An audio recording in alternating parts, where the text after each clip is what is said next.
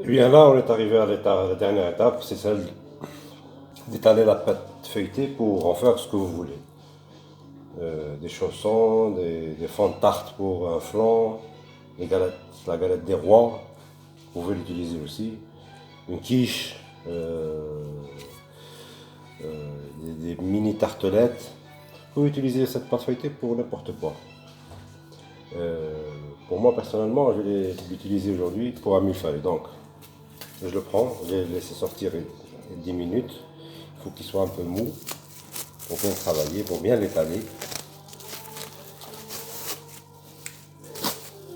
Alors, on le prend, l'ouverture à droite toujours. Là, j'ai utilisé une feuille de papier sulfurisé que j'ai légèrement fariné pour avoir un résultat, c'est-à-dire que je vais suivre le contour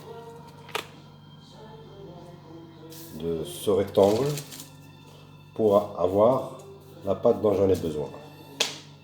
Ça aide, on peut le faire sur un plan de travail, on peut le faire sur une table. Moi, c'est pour simplifier. Je vais vous montrer à la fin comment la finition va se faire. Alors, on commence par étaler.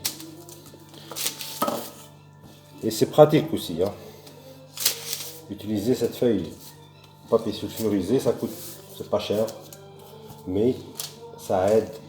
Et pas que dans la pâte feuilletée. Vous allez voir que je l'utilise souvent pour n'importe quoi. L'une des premières utilités de ce papier sulfurisé, je vais vous montrer. Quand vous voulez travailler, mais en étant à l'aise, fixe, c'est pas la peine de vous déplacer. Pourquoi c'est à nous de faire ce geste ou d'aller de l'autre côté?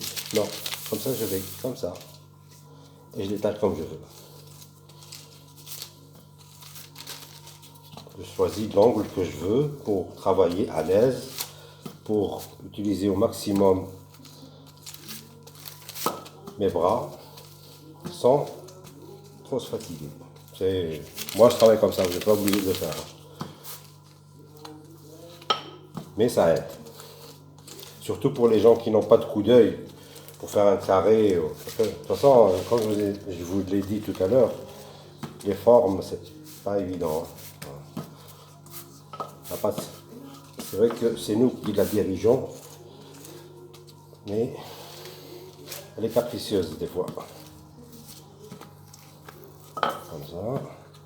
Alors, je vois que ce côté-ci n'est pas bien étalé, donc je la tourne. Et hop, je fais comme ça.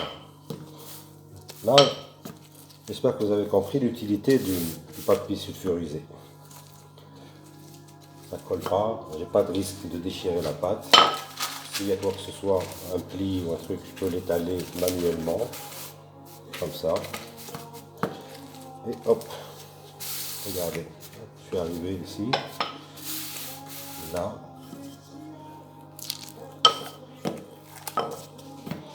Même si ça dépasse un petit peu du rectangle où vous êtes fixé, c'est pas grave. Je vais vous dire pourquoi.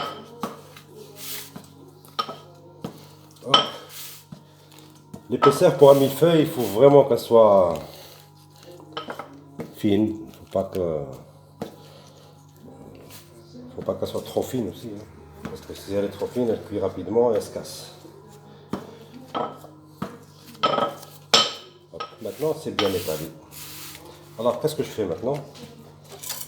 Je prends mon couteau, bien aiguisé surtout. Et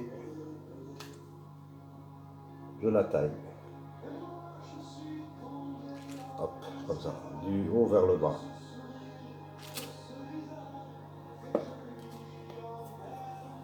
Hop.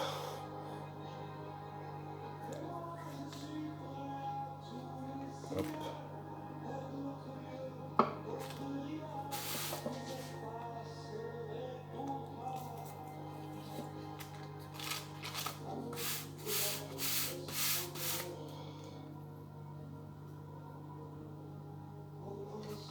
Ça, c'est une découpe à la va-vite. C'est pas la découpe finale pour un millefeuille. C'est pour ça que je fais à peu près au pif, mais pas tant que ça. Je vais être carré. Ainsi de faut. Hop.